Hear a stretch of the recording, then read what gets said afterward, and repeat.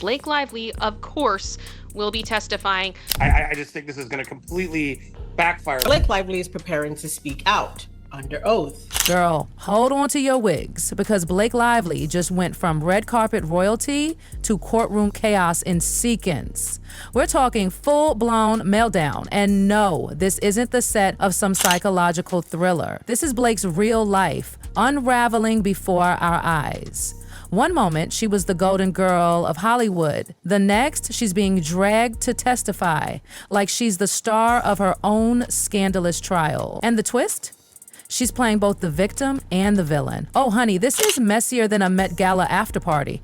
So we would, of course, expect her to be a witness at her trial. And let's not sugarcoat it. If Blake opens that pretty little mouth on the stand, it's not about if she slips. It's about how hard the truth hits. One wrong word and bam, clank goes the cell door. She used her dragons to manipulate Justin at every turn. Yep, it's official. Blake Lively is testifying.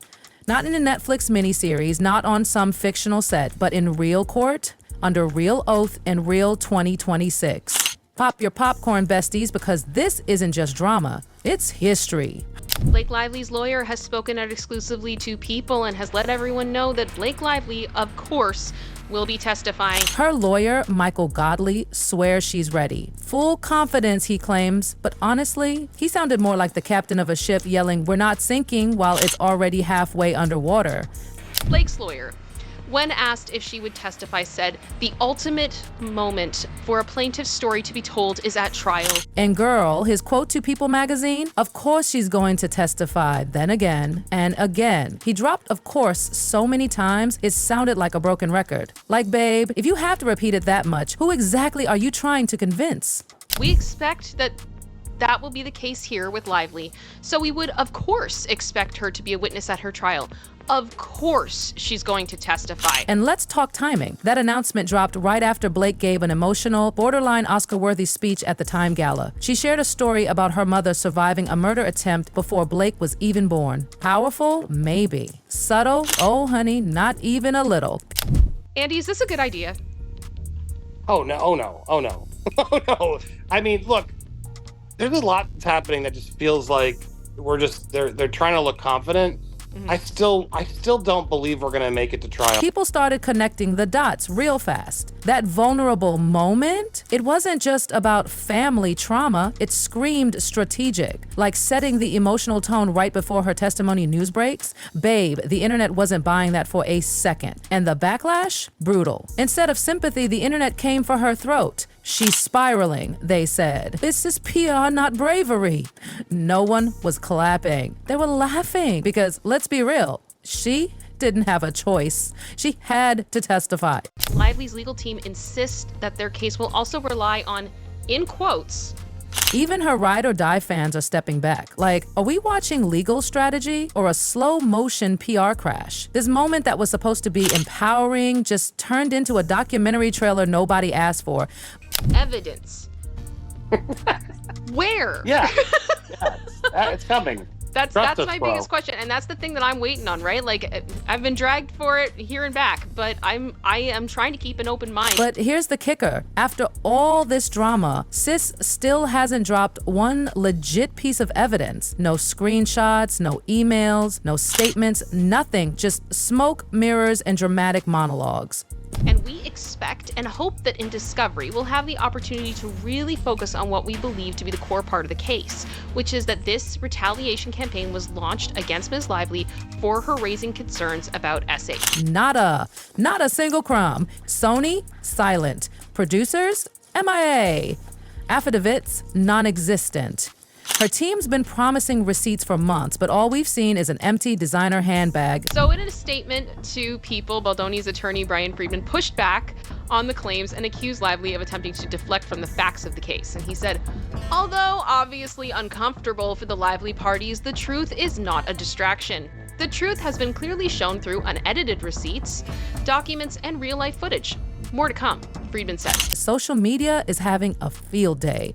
Maybe the evidence is on her kid's iPad, one user joked. Another savage comment, if her proof is as real as her acting range, this trial's gonna be long. Legal experts are raising brows too, because all this noise and not one actual fact. Blake was the one who brought her high-profile friends into the situation without concern for their own personal or public backlash.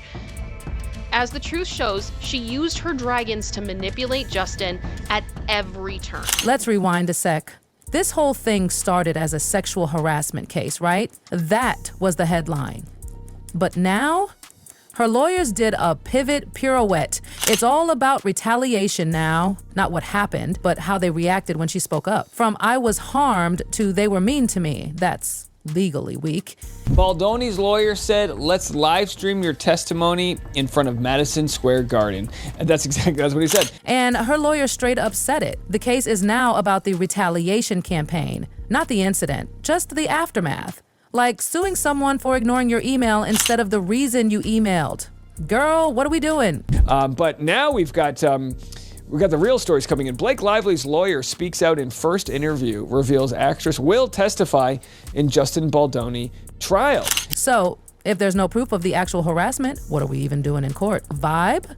A bad energy on set? That's not a lawsuit, that's a bad day. And the deeper people dig, the more it looks like this case is built on vibes, not facts. PR first, substance? Who knows? And you know what's worse? People are tired. The public's over these strong celebrity statements with zero follow-through. Blake's camp keeps teasing a courtroom bombshell, but it's always just crickets, end quote. They're playing that wait for trial card like it's a royal flush. Spoiler, it's not. That deck, it's empty. So yeah, Blake will testify. Her lawyer practically sang it. Of course. But here's the thing. Each day they stall on evidence, the laughs just get louder. This isn't about people disbelieving her. It's that they think she doesn't believe herself. Because if she did, wouldn't we have something by now? A blurred doc? A redacted text? Anything? But no, just more tears, more drama, and zero proof.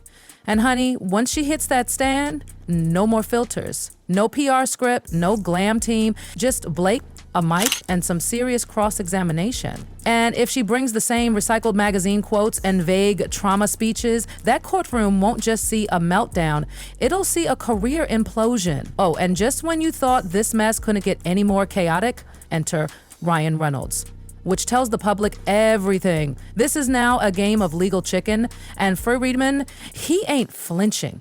Yes, he's holding the real receipts, documents, screenshots, names, the whole shebang. And unlike Blake's side, which keeps dropping dramatic breadcrumbs for magazine covers, Friedman is waiting. He's playing the long game, because when he drops his bombshells, it'll be in court, unfiltered, unedited, under oath. And that's what makes this terrifying, because while Blake and Ryan are posting curated content and dodging depositions, Friedman is building a trap, not for likes, for legal victory. Once this goes to trial, no more sound bites, no more sympathy spins. Blake and Ryan, Hollywood's power couple, will have to face hard questions in a real courtroom with a real judge. And no, this won't be live streamed like Johnny and Amber, but let's be honest, the public's watching anyway. Every headline, every shaky clip, every sniffle, and sarcastic soundbite. This is the sequel to Death Ever Heard, and the stakes way higher.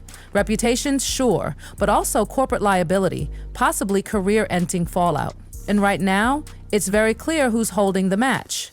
Blake's team swears they're not turning this into a celebrity circus, that they don't want to parade every celeb who's ever met Blake or Ryan. But babe, you built the tent, you invited the guests, you sold the front row tickets. Blake name dropped like crazy. Taylor Swift, Hugh Jackman, Gigi Hadid. These aren't acquaintances, these are celebrities she roped in during interviews and PR appearances tied to this very case. And now they're shocked that Baldoni's team wants to subpoena them? Please, let's talk about Taylor Swift. She was allegedly involved in the film's soundtrack, like not just good job from the sidelines. Insiders say she had real creative input, but now Blake's camp is acting like she just showed up for a latte. The internet's not that dumb. Fans already dug up receipts, old tweets, behind-the-scenes clips. They're connecting dots faster than Blake's PR team can issue statements. And here's the real kicker. While Blake's team wants to subpoena 5 years of Baldoni's private text messages, yes, 5 years of his life. The moment someone suggests maybe Taylor or Hugh should testify, suddenly that's too far. Suddenly it's invasive. Girl, the hypocrisy is screaming. Sure, Blake and her friends exchange some very suspicious messages, like the infamous "we can bury anybody" text. But they're claiming that's not proof. Okay, but if that's not proof, then Baldoni's text shouldn't be either. Pick a lane. And the public? They're not fooled. They're watching this like a prestige HBO legal drama. Except in this one, Blake's misunderstood heroine arc is falling flat. Hard. So here we are. The clock's ticking, the trial looms, and everyone's eyes are locked on one person, Blake Lively. The internet is foaming at the mouth. And not in a good way. People are already bracing for the viral courtroom moment. You can almost hear the TikToks being edited in real time. One creator, Elsie from F Around and Find Out, has basically turned Blake's PR collapse into a mini-series. She's dissecting Blake's interviews like it's a forensic case, down to the tone of her voice. One of her clips mocking Blake's "two things can be true at once" line went viral. The top comment, "As soon as I hear that phrase, guilty." It ended up on For You pages of people who don't even care about celebrity gossip. That's how deep this goes. And baby, the Amber Heard comparisons coming in hot. Forums, Twitter threads, YouTube reacts, they're all saying the same thing, that Blake's not giving seeking justice. She's giving seeking sympathy. There's a big difference. People have even started calling her Amber Heard too.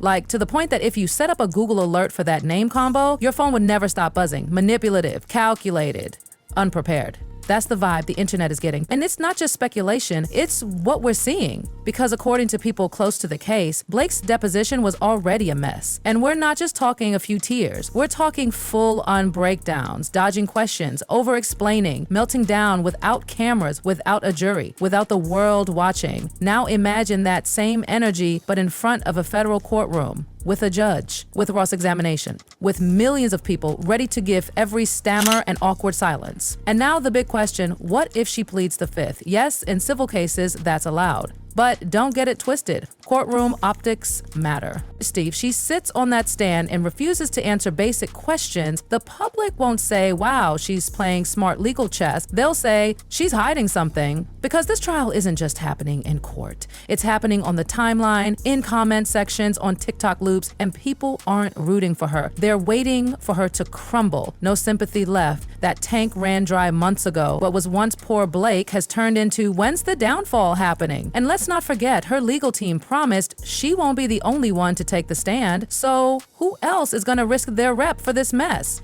Now here's where it gets even scarier, because once Blake Lively walks into that courtroom, it's on. There's no rewind, no PR filter. And if she fumbles, if she forgets a date, if she bursts into tears at the wrong time, it's over. People have already commented things like, I want to see her forget the date, or how long until she fake cries. It's savage, but it's also the reality. Blake's emotional speeches, her "this is my truth" moments, her teary-eyed interviews, they don't play well anymore. Not after months of zero receipts. Because this is no longer about what really happened. It's about who can prove it. And Blake? She's all talk and no paper trail. Meanwhile, Brian Friedman is locked and loaded. He's waiting with the goods, documents, screenshots, witnesses. He's not dropping them in People magazine spreads or crying on the cover of Vogue. He's waiting to dump them in court, like a bomb. And Blake's camp? Still doing magazine fluff pieces and ducking depositions, like they think the court is just another interview with soft lighting and a makeup artist on standby. But this trial, it's not a photo shoot, it's not a soundstage, it's real. And there's nowhere to hide. Ryan Reynolds, the sarcastic, short-fused wild card, is also on deck. And guess what? That man's motion to dismiss is still unresolved. He's still in it. And if he doesn't testify, that's gonna look bad. If he does, he might have to explain how a petty caricature of Justin Baldoni turned into a Disney-backed feature film. That's not cute. That's fraud. And Disney, don't even get me started. If they knew about it and still bankrolled it, we're talking lawsuits, SEC investigations, and stockholders screaming bloody murder. Blake and Ryan's courtroom mess could pull the Mouse House into a $1 billion meltdown. And then there's the celeb circus Blake swore she didn't want. But girl, you name-dropped Taylor Swift, Hugh Jackman, Gigi Hadid. What did you think was gonna happen? You handed out front row passes to the drama. Don't act surprised when subpoenas start flying. They even want to subpoena 5 years of Justin Baldoni's messages. And yet, when someone mentions questioning Taylor Swift, suddenly it's too much. Suddenly that's not fair. Girl, the double standard is louder than a Swiftie stadium tour. And those messages, like the "we can bury anybody" line, look real bad. But her team keeps saying it's not proof. Okay, so what is? Nothing's shown up. Still no screenshots, no producers backing it up, no Sony execs coming forward, and at this point, people are tired of the spin. This is season 3 of a courtroom saga, and the audience wants a payoff. And right now, Blake's character arc is tanking. She's gone from Hollywood sweetheart to cautionary tale. If she gets on that stand and crumbles, it's game over. If she pleads the fifth, even worse. No one's going to say, wow, what a queen, protecting her rights. They're going to say she's hiding the truth. And the worst part? This whole thing could have been avoided if she had just gone offline. Let the case speak for itself. Maybe people would have respected the silence, but instead she kept talking, kept crying, kept trying to spin the narrative like she was starring in the Oscar-worthy comeback of the year. But this isn't a movie, it's a courtroom. And unlike the red carpet, the truth doesn't care about designer gowns or soft lighting. It's raw, it's brutal, and in this, it's still nowhere to be found.